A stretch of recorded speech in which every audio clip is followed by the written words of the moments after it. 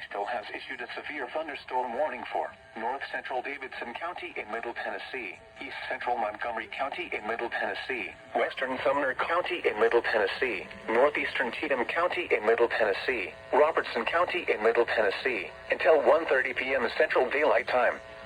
At 1 p.m. Central Daylight Time, a severe thunderstorm was located near Coopertown, or 11 miles north of Ashland City, moving east at 45 miles per hour.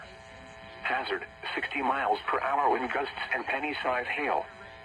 Source, radar indicated. Impact, expects damage to roofs, siding, and trees. Locations impacted include Springfield, Hendersonville, Goodlettsville, White House, Millersville, Greenbrier, Coopertown, Ridgetop, Cross Plains, Pleasant View, Orlinda, Cedar Hill, and Cottontown. This includes the following highways: Interstate 65 between mile markers 98 and 118. Interstate 24 between mile markers 15 and 32. For your protection, move to an interior room on the lowest floor of a building.